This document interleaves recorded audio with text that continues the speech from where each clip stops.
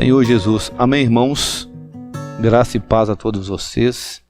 Estamos aqui mais uma vez para dar continuidade no nosso estudo bíblico, os fundamentos da fé cristã. Já tínhamos falado para vocês que iríamos abrir um parêntese para poder compartilhar um encargo mais específico dentro desse tema para atender uma necessidade atual. Ou seja, o que a igreja está vivendo hoje? Qual que é o nosso cenário hoje? E essa palavra tem muito a ver com o que o Esdras compartilhou com os jovens uns dias atrás. Então nós queremos compartilhar essa palavra usando o livro de Tito para nos ajudar em cima desse tema. Amém? O Elcio já falou a primeira mensagem e hoje eu vou reforçar o que ele falou e vou dar continuidade. Mas antes eu queria orar com vocês. Senhor Jesus, obrigado pela tua palavra. No meio dessa situação que estamos atravessando, a sua palavra é a nossa bússola. É o Senhor que nos dá direção. Nós queremos aprender contigo, ser educado pela sua graça, a fim de vivermos nos dias atuais sem ser conformados com este século. Abençoe agora cada irmão, cada irmã, cada ouvinte. Esteja sustentando cada um de nós para termos uma compreensão adequada de como o Senhor quer que procedamos nos dias atuais. Estamos nos finais dos tempos e precisamos que o Senhor venha nos guardar, nos guiar, nos santificar na tua palavra. Amém. Glória a Deus.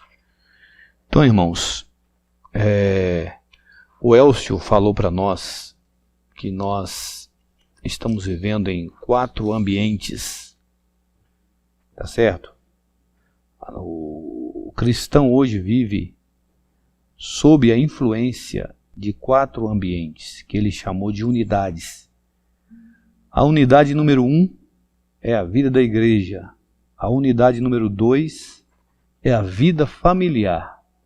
A unidade número 3 é a vida social, o sistema de escravidão em que nós vivemos.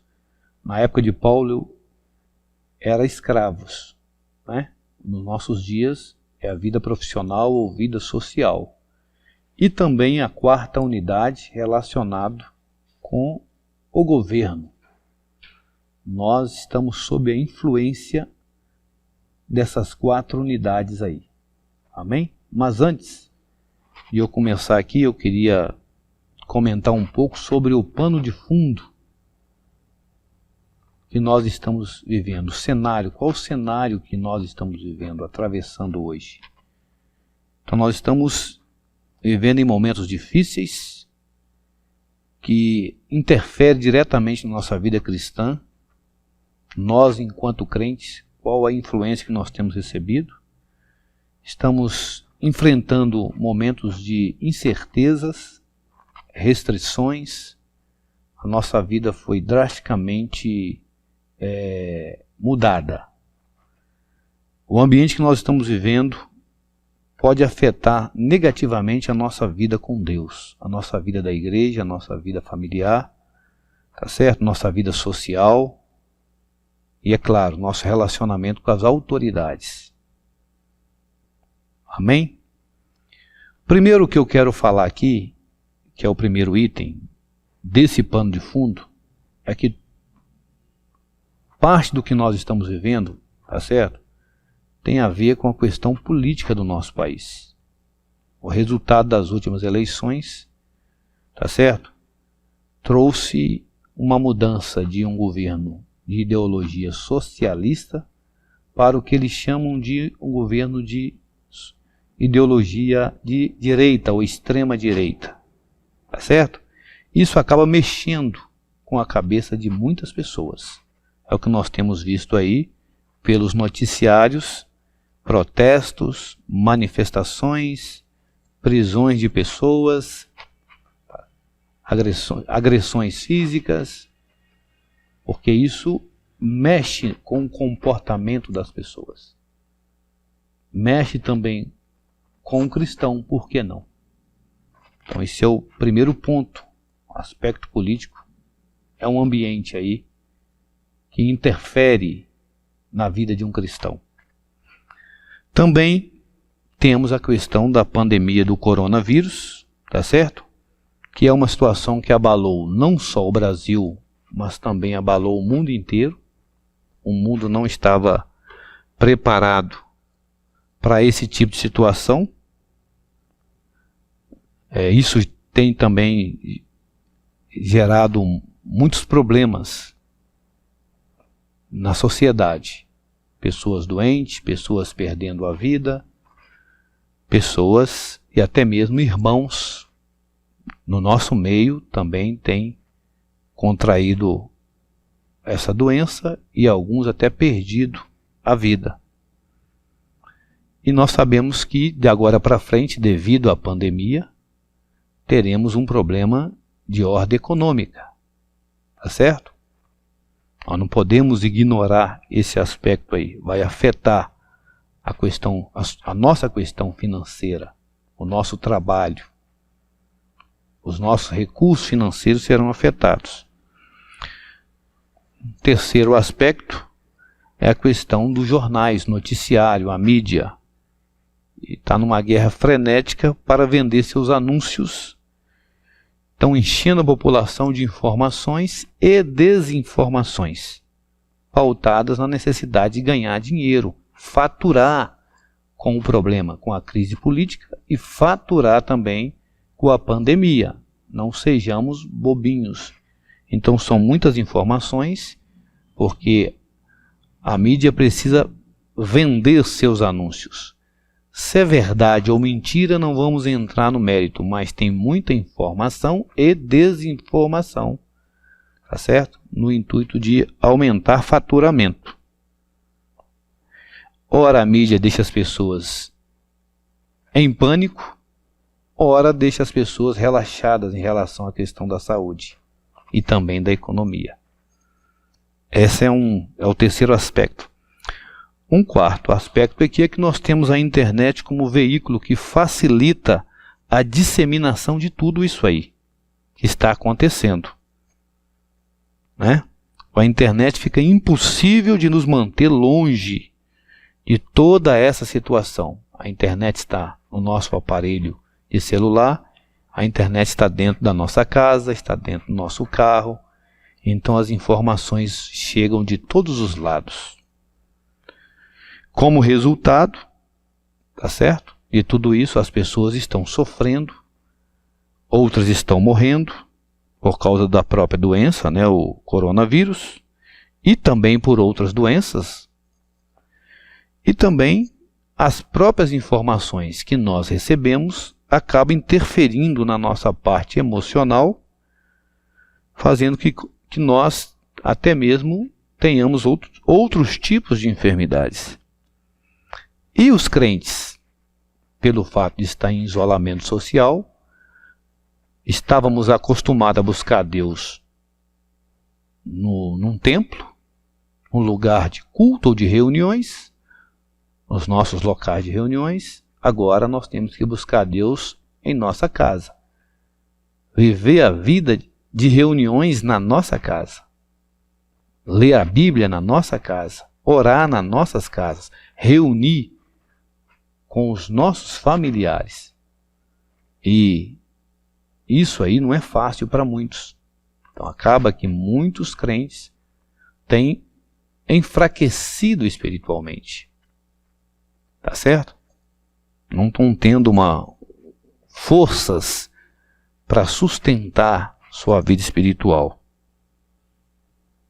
Isso, é claro, advém de já um histórico de não fundamentar a sua vida cristã de maneira adequada. Nós estamos agora passando por um momento de teste, de provação. O Senhor está nos provando. Nós não vamos entrar no mérito de se a doença foi criada ou não. O ponto é que soberanamente houve a permissão de Deus para que isso acontecesse, e nós sabemos que todas as coisas cooperam para o bem dos que amam a Deus. Até essa pandemia coopera. Então é o momento que nós precisamos procurar fundamentar a nossa vida cristã nos fundamentos corretos. Não podemos fundamentar nossa vida cristã nessas informações que vêm, que não é da parte de Deus, que não é da parte dos seus profetas, dos seus apóstolos. Nós precisamos fundamentar nossa vida, o nosso viver, as nossas decisões no falar profético. E além disso, muitos não sabem como se comportar diante desse cenário. Acabam por embrenhar-se nas várias ideologias, conflitos, militâncias de partidos políticos, como se a solução estivesse em nossas mãos.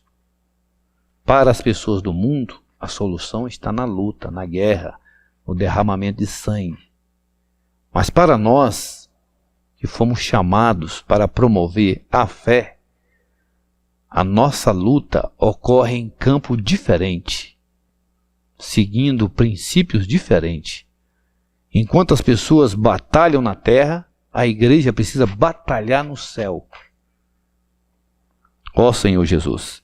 Mas muitos crentes, por causa de tantas informações, acabam buscando explicações, tá certo? Na mídia que hoje existe, nas redes sociais, buscando informações, buscando respostas, e hoje nós sabemos que o momento está bem propício para a manifestação dos falsos profetas. Isso que nós estamos vivendo é o cumprimento das profecias, que Jesus disse em Mateus capítulo 24, versículo 11. Gostaria que você abrisse a sua Bíblia aí e lesse juntamente comigo. Mateus capítulo 24, versículo 11. O Senhor Jesus já havia nos avisado a respeito disso. Então nós não podemos entrar em pânico, não podemos nos desesperar.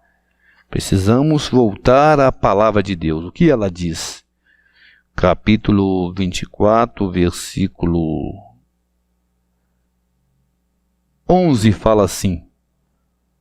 Vou ler o 10 também. Nesse tempo, muitos hão de se escandalizar, trair e odiar uns aos outros.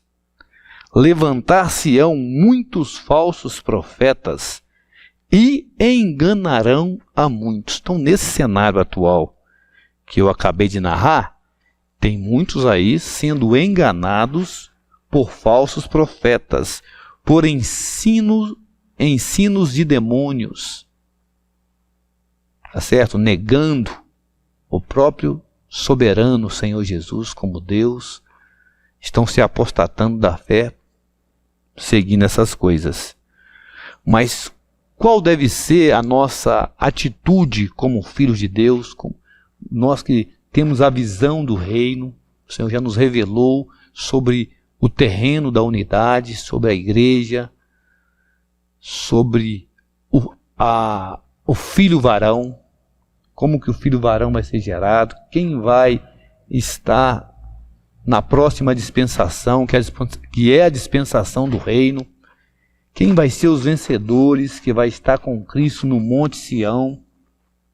Nós que recebemos a revelação, o que nós devemos fazer diante de uma situação dessa? Qual deve ser a nossa atitude? Tá certo, irmãos? Nós não podemos seguir as multidões. Se nós temos a nossa opinião como seres humanos, nós temos nossas opiniões a respeito de tudo. Em especial, nós temos as nossas opiniões em relação a esses tópicos que eu relacionei aqui. Mas, independente da nossa visão ideológica, como um cristão agora que recebeu tais revelações, qual é o caminho que nós devemos seguir? Como a Bíblia nos orienta? Tá certo? Ó Senhor Jesus. Então nós precisamos tocar aqui essas 4 unidades que eu mencionei no início e que o Elcio já tocou na semana passada. Então não vou falar do que ele falou, já vou entrar direto no primeiro aspecto que eu quero reforçar, que diante dessa situação nós precisamos cuidar da nossa vida da igreja. O primeiro aspecto aqui é a nossa vida da igreja. A vida da igreja hoje está ocorrendo nas nossas casas. Nós temos que nos conscientizar disso. A vida da igreja não ocorre no local de reuniões. A vida da igreja hoje não tem o aspecto das conferências na Estância Árvore da Vida, nem as regionais. A vida da igreja hoje não ocorre nos grupos familiares. A igreja hoje ocorre na nossa casa, com a nossa família. E eu sei que em alguns casos a vida da igreja ocorre apenas com uma pessoa. Pode ser que você, na sua casa, seus familiares não comungam da mesma fé que você. Mesmo assim, você precisa lutar para sustentar o seu viver da igreja. Então, Tito, capítulo 1, versículo 4.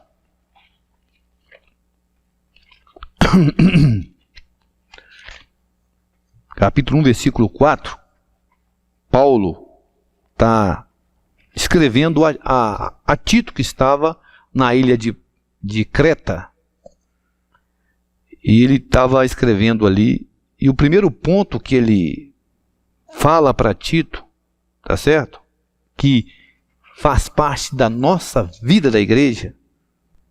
Vou ler para vocês, fala assim: Paulo, servo de Deus e apóstolo de Jesus Cristo, para promover a fé que é dos eleitos de Deus, e o pleno conhecimento da verdade, segundo a piedade, na esperança da vida eterna, que o Deus que não pode mentir prometeu antes dos tempos eternos e, em tempos devidos, manifestou a sua palavra mediante a pregação, que me foi confiada por mandato de Deus nosso Salvador. A Tito, verdadeiro filho, segundo a fé comum, graça e paz, da parte de Deus Pai e de Cristo Jesus, nosso Salvador. O versículo 5 diz: Por esta causa te deixei em Creta, para que pusesses em ordem as coisas restantes, bem como em cada cidade constituísses presbíteros, conforme te prescrevi. Então nós temos aqui 2 aspectos. Nesse primeiro ambiente chamado igreja, ou nessa primeira unidade, tá certo? Nós temos os apóstolos de Jesus Cristo. Nós não estamos sem direção.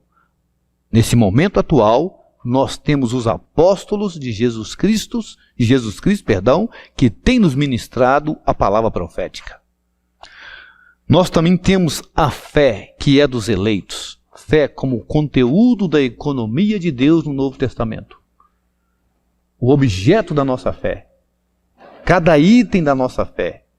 As coisas nas quais cremos tem que ser o nosso fundamento. E isso faz parte da igreja. Também temos a piedade. A piedade é exatamente a palavra que recebemos, não ficar apenas no aspecto teórico, mas a palavra entrar no nosso interior e produzir uma transformação orgânica, metabólica, a ponto de nós manifestarmos na carne, manifestarmos na nossa atitude, na nossa personalidade, no nosso testemunho, o próprio Cristo. Isso é a piedade. Também nós temos a esperança da vida eterna. As pessoas do mundo hoje estão sem esperança. Alguns estão desesperados porque estão esperando sair uma vacina, estão esperando sair um emprego, estão esperando alguém, um salvador vir e resolver esse problema. Elas não têm esperança, a verdadeira esperança elas não têm. Mas nós temos a esperança da vida eterna. Só na vida da igreja é que nós temos a verdadeira esperança. E também nós temos o Deus que não pode mentir. aquele que fez a promessa para nós, ele é fiel. Está aqui, é o Deus que não pode mentir. Vou ler aqui. Ó Senhor Jesus, pelo Deus que não pode mentir, prometeu antes dos tempos eternos. Então, olha, nós estamos seguros na igreja, tá certo? Pelo Deus, pelas promessas do Deus que não pode mentir. E nós também temos a pregação, segundo o Espírito profético. É o que Paulo está falando aqui. Manifestou a sua palavra em tempos devidos, manifestou a sua palavra mediante a pregação. Então, irmão, não fique cansado de ouvir mensagens.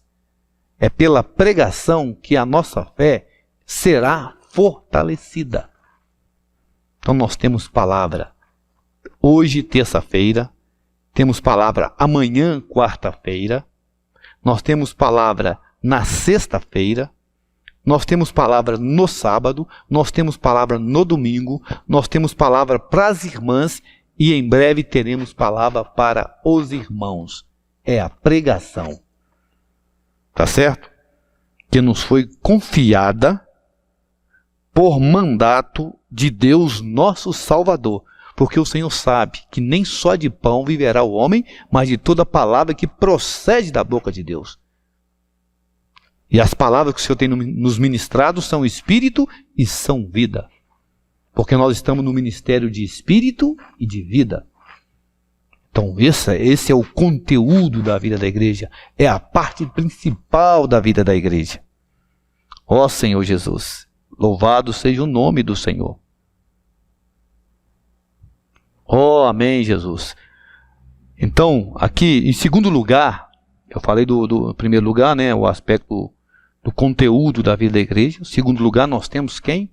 A liderança, o presbitério, com o apoio dos diáconos e diaconisas, para fim de nos dar uma vida ordeira, uma vida, um viver adequado numa sociedade confusa como essa. Sem a igreja, nós não vamos conseguir vencer. Sem a igreja, a nossa sentença é morte. Então nós temos os presbíteros diáconos para nos apacentar, para cuidar de nós, para ministrar o falar profético dos apóstolos a nós, para nos manter debaixo de um governo. Nós não somos um povo desgovernado.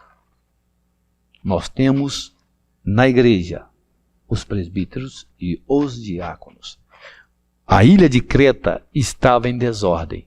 Então Paulo fala para Tito para ele colocar em ordem, como? Estabelecendo presbíteros.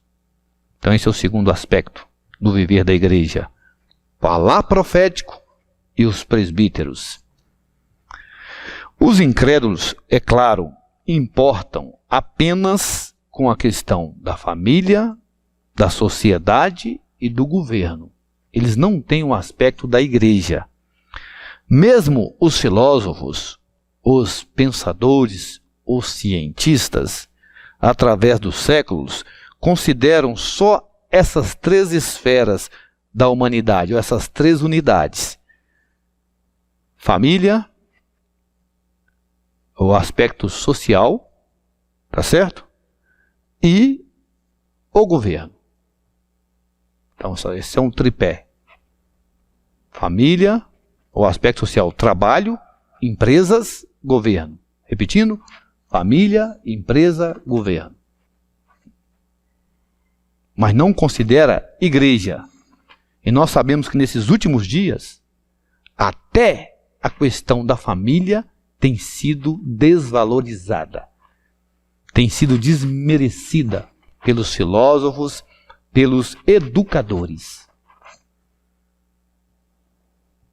E isso aí faz com que muitos ismos, muitas ideologias sejam direcionadas a nós, aos nossos filhos, nos afastando da simplicidade e da pureza devida a Cristo.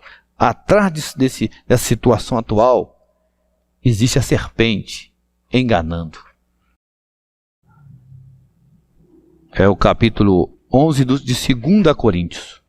Fala assim: porque zelo por vós, versículo 2, porque zelo por vós com o zelo de Deus, visto que vos tenho preparado para vos apresentar como virgem pura a um só esposo, que é Cristo. Mas receio que, assim como a serpente enganou a Eva com a sua astúcia, assim também seja corrompida a vossa mente e se aparte da simplicidade e pureza devidas a Cristo. Como que a nossa mente é corrompida? Por tudo isso que eu falei no início. Por esse monte de informações e ideologias. Tá certo? A nossa mente é corrompida, a nos afastar da simplicidade e pureza devida a Cristo. Então, para nós, a igreja, ela é a esfera mais importante para nós. Tá certo? A igreja vem em primeiro lugar. Nós damos preeminência à igreja em nossa consideração, pois a igreja para nós é a casa do Deus vivo, é a casa do Criador do universo, é a casa daquele que tem todo o poder e toda a autoridade, é o que faz com que as pessoas estejam vivas. Ele é que soprou o fôlego de vida nas pessoas. Então a igreja é a casa dele. Como nós não vamos valorizar em primeiro lugar essa primeira unidade chamada igreja? Então a igreja não é uma organização humana. A igreja não é uma empresa. A igreja não é uma seita. A igreja não é uma sociedade secreta. A igreja é a casa do Deus vivo. Louvado seja o Senhor. 1 Timóteo, capítulo 3, versículo 15 e 16. 1 Timóteo 15 e 16. Vamos ver aqui. Fala assim: para que, se eu tardar, versículo 15, fique ciente de como se deve proceder na casa de Deus, que é a igreja do Deus vivo, coluna e baluarte da verdade. Evidentemente, grande é o mistério da piedade. Aquele que foi manifestado na carne, foi justificado em espírito, contemplado por anjos, pregado entre os gentios, crido do mundo e recebido na glória. Ou seja, qual que é o nosso destino? É ser introduzidos na glória, é ser recebido na glória. Então, é uma conexão igreja com a glória. Só tem uma maneira de nós chegarmos até a glória, passando pela igreja. Então aqui a igreja, ela é a coluna e base da verdade. Louvado seja o nome do Senhor. Por isso ela tem a primazia, tem o primeiro lugar. Então, irmãos, não desvalorize a vida da igreja. Sim, estamos vivendo em momentos sem as reuniões, mas a sua casa é o seu lugar de oração. A sua casa é o seu local de reuniões. Precisamos aprender agora a valorizar a igreja dentro da nossa casa. E a igreja tem vários aspectos de acordo com o livro de Efésios. Nós sabemos que a igreja tem seus vários aspectos. Família de Deus, edifício de Deus, corpo de Cristo, novo homem, guerreira, a noiva de Cristo e tantos outros aspectos. Então a igreja é a nossa primeira unidade. Não abandone a igreja.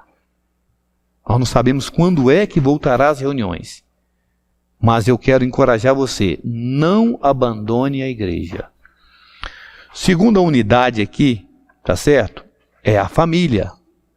Se nós voltarmos para o livro de Tito, Paulo cuidou primeiro da questão da igreja, e agora, no segundo lugar, ele trata da questão da família.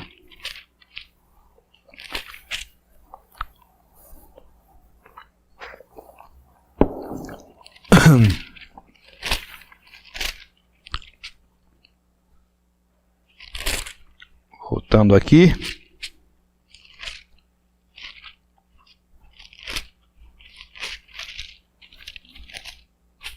Ó Senhor Jesus, amém.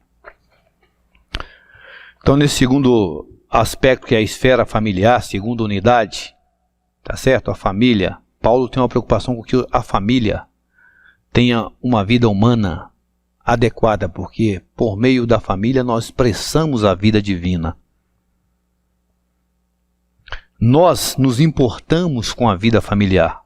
Depois da igreja, a família é a unidade mais importante na sociedade. Sem vida familiar adequada, como poderíamos ter uma sociedade ou um país saudável? As famílias são os fatores básicos de uma nação. Reconhecemos plenamente que sem a vida familiar adequada, é difícil ter uma vida da igreja em ordem. Então, olha, a igreja é composta de famílias. E se nós tivermos um viver familiar adequado, o testemunho da igreja na nossa cidade será adequado. Mas não só na nossa cidade, mas no nosso estado e no nosso país. Então, devemos sim valorizar a questão da família. Mas também sabemos que sem a igreja adequada, é difícil ter uma vida familiar normal e adequada. Estamos aqui para a igreja e também para a família. Então, amados irmãos, vamos cuidar da nossa família. Vamos levar essa pregação, essa palavra profética para dentro das nossas casas, para dentro do nosso relacionamento conjugal, para dentro da nossa criação de filhos. Relação marido com a esposa, esposa com o marido. Relação dos filhos com os pais e dos pais com os filhos. A vida familiar é um vaso para conter a vida divina. Então, se você sente que o seu vaso está trincado, peça ao Senhor para poder reparar o seu vaso. Não desista do seu vaso. Não desista do seu casamento. Não desista do seu cônjuge. Não desista dos seus filhos. Senhor Jesus. Capítulo 2 é que Paulo está tratando aqui da família.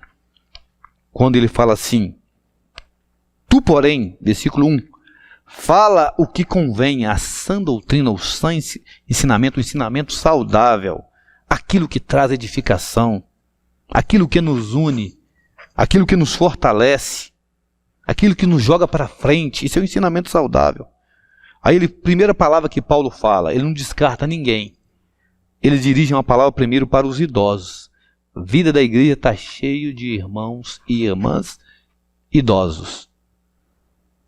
Aí ele fala assim: quanto aos homens idosos, que sejam temperantes, respeitáveis, sensatos, sadios na fé, no amor e na constância.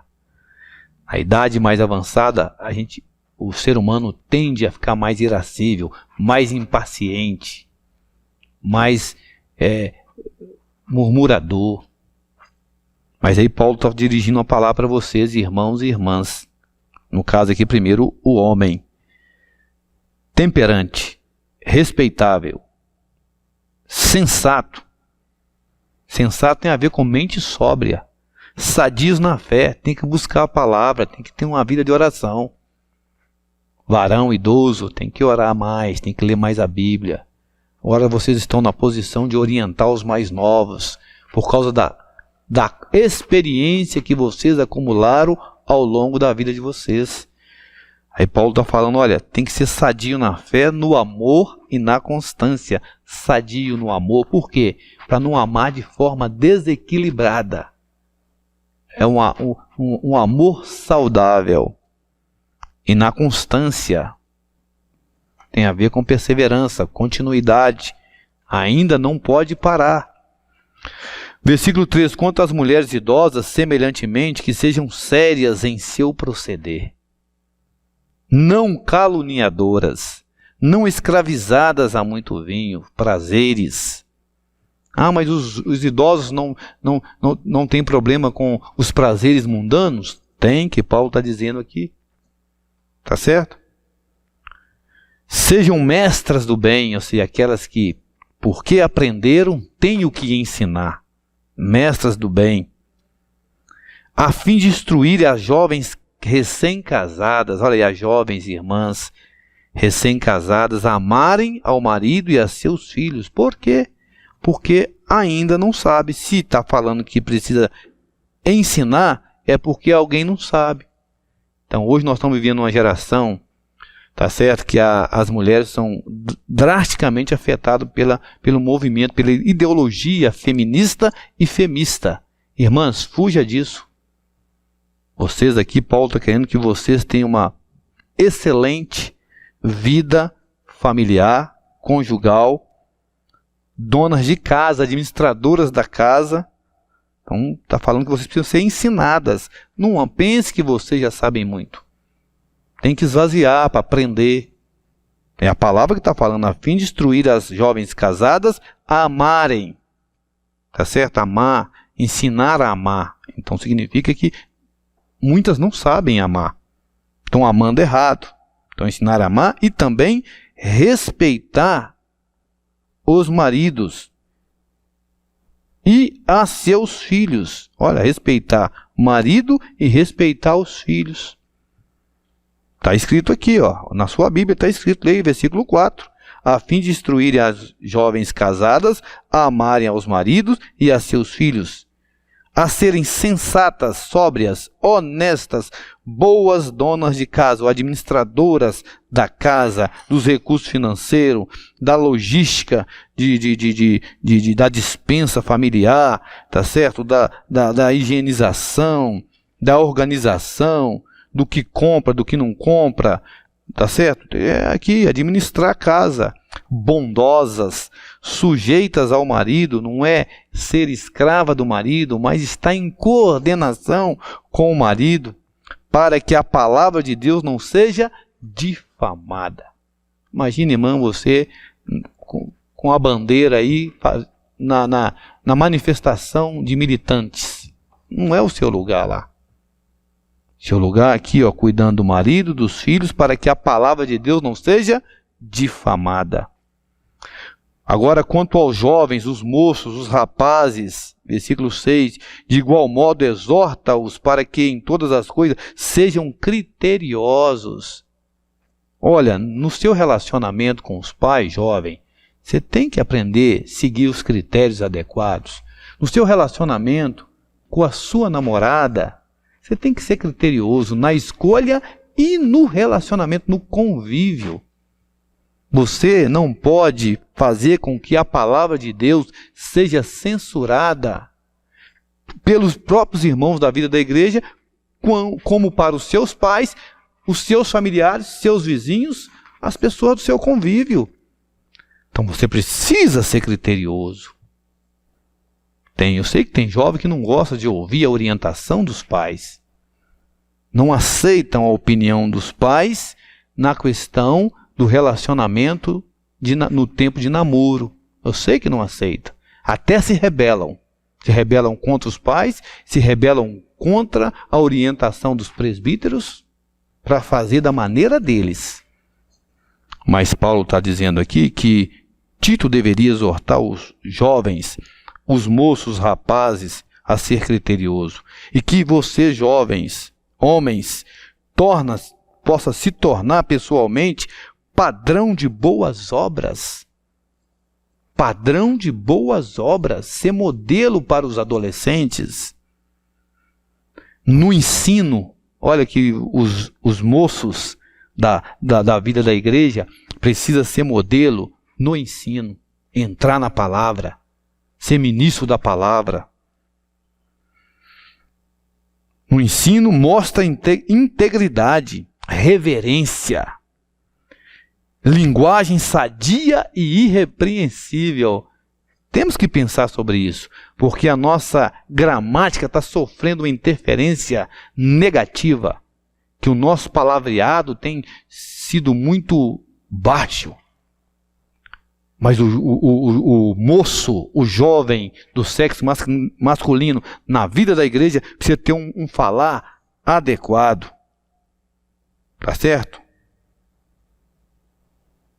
linguagem sadia e irrepreensível, para que o adversário seja envergonhado, não tendo indignidade nenhuma que dizer a nosso respeito. Olha só, então essa é a vida da igreja. Idosos, idosas, mães, jovens, tá certo? Do sexo masculino, do sexo feminino. Paulo fala que ele deseja que as jovens solteiras se casem. No Senhor, é claro, irmãs. Depois, dentro do aspecto da vida familiar, no livro de Efésios, capítulo 5, ele fala que os maridos precisam cuidar da esposa, cuidar dos filhos. O primeiro cuidado nosso com a nossa família é oração. Segundo cuidado, suprimento da palavra. Terceiro cuidado, as necessidades materiais. O trabalho, tá certo? O ganha-pão. Não pode ter aí a família passar necessidade porque nós, os homens, os cabeças de família, não temos disposição para o trabalho. Tá certo? Nós precisamos correr atrás do prejuízo para cuidar da nossa família. E cuidar do nosso cônjuge, a nossa esposa. Pedro também fala, nós vamos viver a vida comum do lar com discernimento, considerando a nossa esposa como o vaso mais frágil. Então é bom que nós, os maridos, tenhamos diálogo com as nossas esposas, diálogo com os nossos filhos. Não seja um caladão na sua casa. Tá certo? Você precisa se expressar. Mas não é expressar a carne, mas se expressar através do Espírito. Porque o Espírito, quando se expressa através da nossa humanidade, traz edificação para a família. Então essa é a responsabilidade de nós, os homens, que somos casados. A terceira esfera que Paulo trata aqui é com relação à questão social. A vida que está bem relacionada com a nossa vida profissional, nosso trabalho. Hoje, nesses dias atuais, muitos têm perdido seu emprego ou sido ameaçados de perder. Não sabemos o que será daqui para frente. Mas Paulo dá uma palavra para nós aqui e nós devemos seguir essa orientação. Amém? Fala assim, após falar da igreja e da vida familiar, Paulo passa a exortar os escravos a se portar bem no sistema social de escravidão, que é o capítulo 2, a partir do versículo 9. Ele fala assim, quanto aos servos, que sejam em tudo obedientes ao seu Senhor, dando-lhe motivo de satisfação. Satisfação, não sejam respondões, não furtem, pelo contrário, deem prova de toda a fidelidade, a fim de ornarem ou enfeitarem em todas as coisas a doutrina de Deus, nosso Salvador.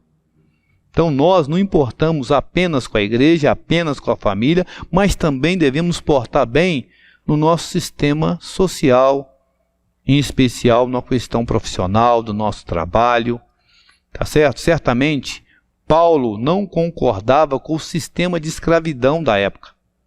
Hoje, nós temos os sindicatos que lutam pelos direitos do trabalhador, nós temos uma CLT ali, uma CLT aí que é a consolidação das leis de trabalho, buscando lutar pelos direitos sociais do trabalhador.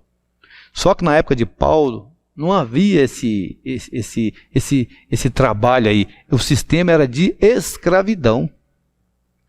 Porém, como mestre que Paulo era, designado por Deus e tendo discernimento espiritual, tá certo? Ele não tocou nesse sistema de escravidão existente na época. Se ele tivesse feito isso, ele teria dado a impressão de ser um reformador social. Ou seja, Paulo agora é um sindicalista. Ele vai promover os direitos do trabalhador. Não. Paulo era um pregador da economia de Deus. Ele era um promotor da fé. Então ele não se envolveu com esse aspecto. Na vida da igreja também um cristão não deve se preocupar com isso, se envolver, querer corrigir o sistema social. No reino, irmão, tudo será mudado, mas agora nós estamos num reino que não é o nosso reino, é o reino de Satanás. Como devemos lidar então? Qual deve ser o nosso comportamento? Paulo fala assim, Paulo encorajava, pelo contrário, ele deu instruções aos servos aqui, que é o mesmo que escravos, tá certo? Qual foi a instrução que ele deu? Tá certo? Que eles deveriam se comportar segundo o mais elevado padrão de caráter humano.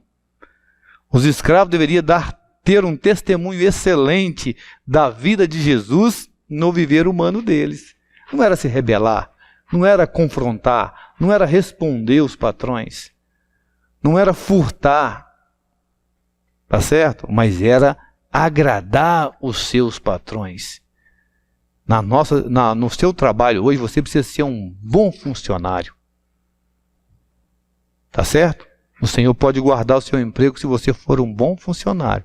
Agora, se você não é um bom funcionário, e agora, nesse momento atual de crise econômica, é muito difícil o seu patrão, a sua empresa, se manter. Se tiver que demitir alguém, vai ser você que não é um bom funcionário, que não veste a camisa, que não trabalha com entusiasmo, que não busca agradar o seu patrão. Então vai ser você. Então, se você tiver um bom testemunho, a chance de você passar por essa crise e manter o seu emprego é muito grande. Se Paulo tivesse defendido a abolição do sistema de escravidão na época, ele teria sido considerado um reformador social. Não era o caso. Tá certo? Se você fosse ler as epístolas de Paulo agora, você não teria uma boa impressão de Paulo. Então isso teria obscurecido o ensinamento dele, da vida de Cristo, tá certo? No viver humano das pessoas. Então no versículo 9 e 10 fala assim, acabei de ler, né? Eu já li, não vou ler de novo, que é a procurar agradar, tá certo? Os seus senhores, tá certo? Então os servos deveriam ser obedientes em tudo. E nós sabemos que esse servo que era o escravo, irmãos, eles foram comprados no mercado. Eles não tinham qualquer direito. Tá certo? Eles trabalhavam de graça, ou a troca de comida e de um lugar para dormir. Com certeza Paulo não era um com isso. Porque a Bíblia ensina que digno é o trabalhador do seu salário. Com certeza ele não era, mas ele não envolveu na questão social. Nós não estamos aqui para mudar o mundo, para mudar o sistema político, não. Paulo falou que eles precisavam ser obedientes aos seus senhores e servir com alegria, com entusiasmo. E Efésios ele fala assim, servindo como se fosse ao Senhor Jesus. Então, na verdade, você tem que olhar o seu patrão e fazer bem para ele, como se fosse fazendo para Deus e não para homens. Nesse momento atual, considere essas palavras. Tá certo? Pelo contrário, eles deveriam mostrar toda a fidelidade. Ser fiel aqui significa ser digno de confiança. Desse modo, eles adornariam o ensinamento de Deus, nosso Salvador. A fidelidade de um escravo pode ser o ornamento do ensino de Deus, nosso Salvador. Olha só, o patrão acaba se abrindo para ouvir o Evangelho, para que você pregue o Evangelho para ele, porque você carrega esse elemento na sua vida. Você não entra no mérito de direito ou não direito, você procura servir a Deus. Louvado seja o Senhor. E para finalizar, tá certo que a última unidade é a unidade do aspecto do governo. Qual que é a nossa atitude em relação ao governo? Ainda mais agora, que estamos vivendo uma crise política. Qual que é a sua atitude? Qual que deve ser a atitude de alguém que está pleiteando o reino? Alguém que quer ser parte do filho varão? Alguém que quer reinar com Cristo? Qual que deve ser a sua atitude? Qual deve ser a minha atitude? Aí o capítulo 3, ele começa falando assim, lembra-lhes que se sujeitem, lembra-lhes que se sujeitem aos que governam, às autoridades, sejam obedientes, estejam prontos para toda boa obra, não difamem a ninguém, Tá certo? Não difamem a ninguém. Deixa eu ver mais aqui. Não sejam altercadores, discutidores, polêmicos, opositores. Não sejam, mas cordatos, dando provas de toda cortesia para com todos os homens. Então é a nossa atitude, irmãos. Devemos entender algo importante aqui, que eu quero comentar agora, que deve servir de princípio governante para nós, para o nosso viver até a volta do Senhor. Claro que nós temos a nossa opinião política. E nós não concordamos com injustiça, não concordamos com corrupção, não concordamos com mentiras e nem gostamos de política. Tá certo? Nós não gostamos. A igreja não deve se envolver com isso. Nem mesmo com nenhuma ideologia, ou de direita ou de esquerda. De repente nós precisamos lidar com essas coisas aí. Tá certo? Vamos ver qual que era o comportamento do Senhor Jesus na época dele. O Senhor Jesus também não concordava com essas coisas, mas ele não difamou o governo. Tá certo? Ele não se rebelou contra os mesmos. O povo de Israel até pensasse que o Senhor viesse restaurar politicamente a nação de Israel, libertando Israel do Império Romano. Na época do Senhor Jesus, nós sabemos que lá tinha os imperadores. Tá certo? Tinha os imperadores lá. O Senhor foi apresentar no dia da morte, no dia que ele foi crucificado, ele passou por pessoas que eram do governo. O Senhor Jesus, quando esteve na terra, ele não tocou na questão do sistema social, nem de governo. Ele viveu como um típico judeu num país dominado pelos imperialistas romanos. Ele nasceu no tempo de César Augusto. No seu julgamento, a sentença foi declarada por Pôncio Pilatos, governador da Judéia. Então, quem que condenou ele? Pôncio Pilatos, um governador. Ah, mas ele condenou o Senhor Jesus, vamos rebelar contra ele. Não, o Senhor não ensinou isso, rebelião para nós. O Senhor Jesus antes falou para Pilatos que o reino dele não era deste mundo. O Senhor falou, irmãos, nós temos que ganhar isso, o nosso reino não é deste mundo. Ah, então nós somos alienados? Não, nós não somos alienados. Nós temos opinião política, de repente temos a nossa opinião política. Mas nós vamos entrar no campo da rebelião, da difamação, da desobediência, da insubmissão, das críticas. Paulo está falando para nós não fazermos isso. Eu quero ler também, já li o versículo 9, fala assim, Tito 3:9 fala assim, evita as discussões insensatas. Quantos de nós temos discutido sobre política ultimamente? Tá certo? Precisamos vigiar e abandonar essa prática. Tá certo? Abandonar essa prática. Vamos ver aqui um pouco mais em Daniel capítulo 4, com relação ao governo. Qual que é a atitude de um crente com relação ao governo? Nós precisamos ter a visão da palavra. Não adianta você buscar outras fontes, não. Tem que ter a visão da Bíblia. O que a Bíblia nos ensina? Tá certo? Livro de Daniel capítulo 4. Abre a sua Bíblia aí. Não vamos entrar no mérito de ideologia política, se é de esquerda, se é de direita, se é de extrema esquerda, se é extrema direita, ou se é do centrão. Ou se você fala, eu não sou de nada. Não. Vamos ver o que a Bíblia diz. Tá? Não vamos falar assim, eu não sou de nada, eu sou disso, eu sou daquilo. O que a Bíblia diz sobre isso? Sobre o governo humano. Primeiro que o governo humano vai ser todo destruído no final dessa era. De acordo com Daniel capítulo 2, a estátua recebe uma pedra lançada sem auxílio de mãos humanas, vai derrubar essa estátua e os governos humanos, tanto os ditatoriais quanto os democráticos, vão ser todos demolidos. E o único reino vai surgir no lugar deles, que é o reino de Cristo, o qual nós estamos aguardando e lutando para estar nele. Mas enquanto não chegou ele, qual que é a nossa postura em relação ao governo humano? Daniel teve muita experiência com relação ao governo humano. Tá certo? E nós precisamos aprender no livro de Daniel qual deve ser a nossa relação com o governo humano, independente da ideologia daquele governo. Se é direita, se é esquerda. Qual deve ser a nossa atitude como cristão, como alguém que vai ornar a palavra de Cristo. Versículo 17 fala assim: esta sentença é por decreto dos vigilantes, e esta ordem por mandado dos santos, a fim de que conheçam os viventes que o Altíssimo tem domínio sobre o reino dos homens, e o dá a quem quer, e até ao mais humilde dos homens constitui sobre eles. Irmão, lê de novo aí na sua Bíblia. Deus é quem estabelece.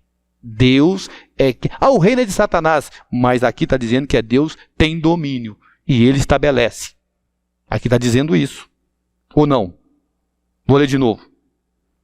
Tá certo? A fim de que conheça os viventes que o Altíssimo tem domínio sobre o reino dos homens, e o dar a quem quer, e até ao mais humilde dos homens constitui sobre eles. Então isso aqui é o suficiente para a gente entender aí.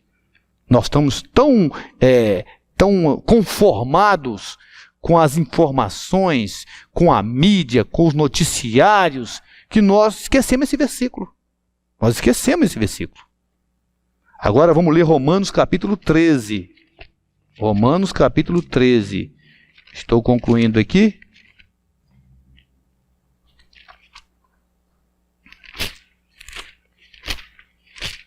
A Bíblia é completa. A Bíblia realmente nos traz a educação na justiça. Romanos 13, a partir do versículo 1, fala assim: todo homem esteja sujeito às autoridades superiores, porque não há autoridade que não proceda de Deus, e as autoridades que existem foram por ele instituídas. De modo que aquele que se opõe à autoridade resiste à ordenação de Deus.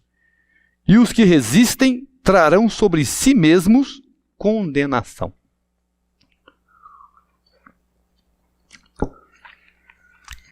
Quem é que perde? É os que são difamados ou os que difamam? Se você difama o governo, quem vai perder de acordo com a revelação da Bíblia? Vou ler de novo. De modo que aquele que se opõe à autoridade resiste à ordenação de Deus, e os que resistem trarão sobre si mesmos condenação. Ficou claro aí, irmãos? Porque os magistrados não são para temor quando se faz o bem, e sim quando se faz o mal. Queres tu não temer a autoridade? Fazes o bem e terás o louvor dela, visto que a autoridade é ministro de Deus para o nosso bem. Ó Senhor Jesus! Entretanto, se fizeres o mal, teme, porque não é sem motivo que ela traz a espada, pois é ministro de Deus, vingador, para castigar o que pratica o mal. É necessário que lhes estejais sujeitos, não somente por causa do temor da punição, mas também por dever de consciência. Por esse motivo também pagais tributos, porque são ministros de Deus, atendendo constantemente a esse serviço. Pagai a todos que lhe é devido, a quem tributo, tributo, a quem imposto, imposto, a quem respeito, respeito, e a quem honra, honra. Ó Senhor Jesus, é a palavra, irmão. Não adianta você e eu nos posicionarmos contra a palavra. Tá certo? Que nós é que vamos sair perdendo. Ó Senhor Jesus. Quero ler mais um ponto para vocês aqui. Então, o que eu falei de Romanos 13, 1 a 6. Tá certo? E a Bíblia não nos ensina a rebelar contra o governo humano. Ninguém escolhia seus governantes na época de Paulo. Praticamente todos os Césares, eles eram, os imperadores romanos, eles eram pessoas más, ímpias e que reivindicavam a adoração do povo em relação a eles. E muitos maltratavam tremendamente as pessoas. Nero foi um imperador mau, portanto ele é um tipo do anticristo. Calígula foi uma pessoa terrível, moralmente terrível, mas ele era uma autoridade. Quem instituiu? De acordo com o que nós estamos lendo aqui, o Senhor. O Senhor. O dia que o Senhor quiser tirar, o Senhor tira. E Deus é um Deus justo. Todos esses que cometem erros no governo, no qual Deus os instituiu, eles serão punidos, castigados severamente. Porque o governo é um instrumento divino, não é um instrumento de homens. Quem ocupa o cargo de governar tem a ver com Deus. Então nós não podemos fazer o papel de Deus. Não podemos fazer o papel de Deus. Julgar o governo é papel de Deus, não nosso. Então quero prosseguir de 1 Timóteo capítulo 2, versículo 1 a 3. Tem alguns minutinhos ainda para mim aqui, eu quero usá-los. 1 Timóteo capítulo 2. Fala assim: antes de tudo, pois, exorto que se use a prática de súplicas, orações, intercessões, ações de graça em favor de todos os homens, em favor dos reis e de todos que se acham investidos de autoridade, para que vivamos vida tranquila e mansa, com toda piedade e respeito. Isto é bom e aceitável diante de Deus, nosso Salvador. Se nós temos feito o contrário, saiba que Deus não está aceitando. Não é bom e não é aceitável diante dele ser difamador, ser rebelde, ser crítico. Nós vamos nos arrepender caso tenhamos feito essas coisas. Não deixe a sua ideologia política te transformar em uma pessoa rebelde, porque quem vai perder é você mesmo. Agora, Paulo está dizendo aqui, já que nós, claro, irmãos, nós não concordamos com o erro, eu falei, com corrupção, com mentira, não concordamos com um monte de coisa que de repente os governos, que são pessoas ímpias na maioria das vezes, cometem. Mas como igreja, qual é o nosso dever? Irmãos, está aqui. Nós somos indesculpáveis, porque está escrito. Qual que é a nossa maneira de protestar? Qual que é a nossa maneira de manifestar? Senhor Jesus, a nossa maneira é: antes de tudo, pois exorto que se use a prática de o quê, irmãos? Súplicas. O governo não está bom? Não. O que nós temos que fazer? Suplicar em favor dele. Os três poderes não estão em harmonia? Então não. O que nós, a igreja, tem que fazer? Orações. Ah, está tendo não sei o que, fake news, não sei o que mais, está tendo um monte de coisa que se fala aí na mídia. O que a igreja tem que fazer? Intercessões. Ações de graça em favor de todos os homens que estão lá. De todos os homens que detêm autoridade e poder. Em favor dos reis ou presidentes. Irmão, nós já tivemos governos aí, tá certo? Bons, governos ruins.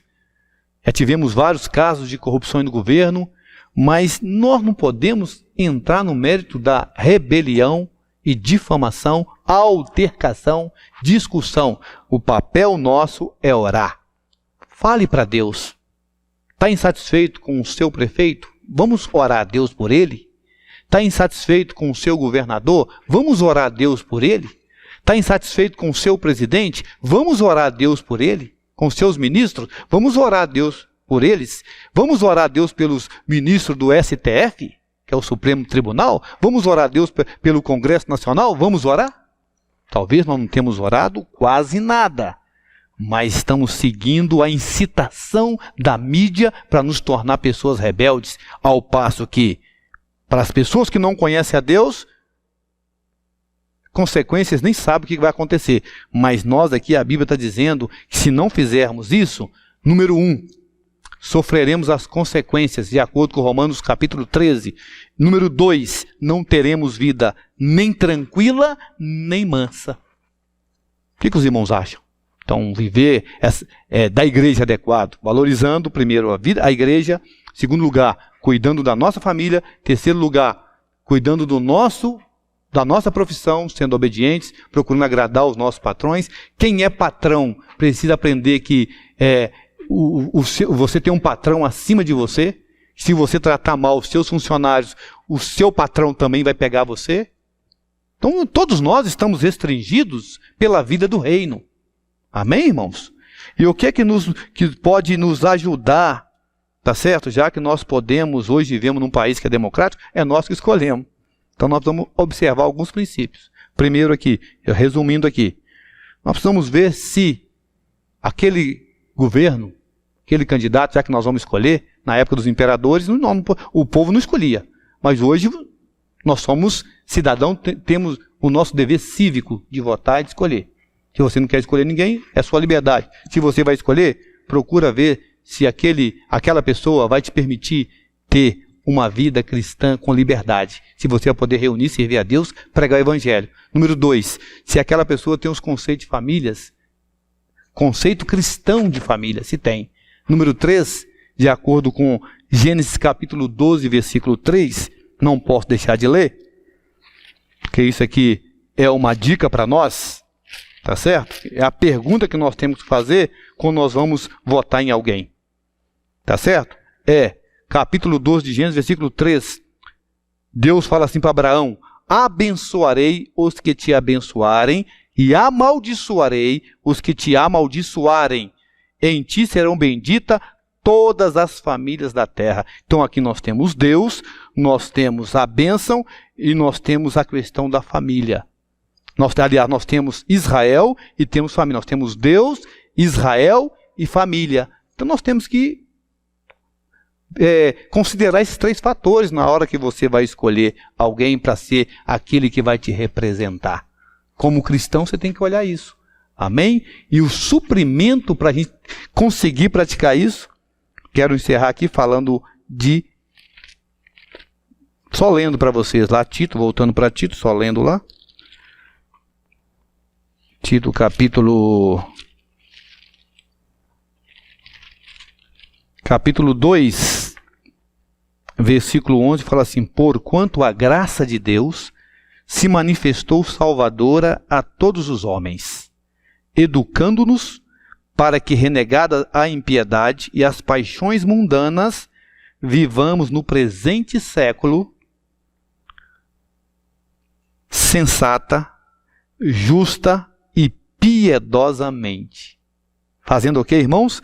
Aguardando a bendita esperança e a manifestação da glória do nosso grande Deus e Salvador Jesus Cristo, o qual a si mesmo se deu por nós, a fim de remir-nos de toda iniquidade e purificar para si mesmo um povo exclusivamente seu, zeloso de boas obras. Dize estas coisas, exorta e repreende também com toda a autoridade, ninguém te despreze.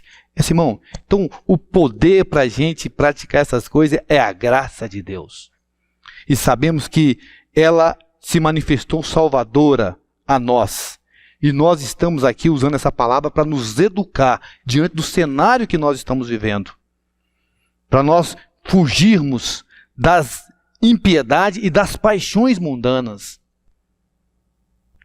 E vivamos no presente século uma vida sensata, uma vida justa e uma vida piedosa, aguardando a bendita esperança que é a manifestação da glória de Deus na vinda do Senhor Jesus, e nós vamos estar lá no Monte Sião. Aí toda essa situação que hoje nós estamos vivendo, que nos entristece, que nos frustra, que nos decepciona, que nos faz sofrer, tudo isso terá sido removido, porque o reino será o reino do Filho do amor de Deus. Amém? Que o Senhor possa abençoar a sua vida, abençoar a sua família, abençoar o seu trabalho e abençoar o nosso país. Jesus é o Senhor. Amém.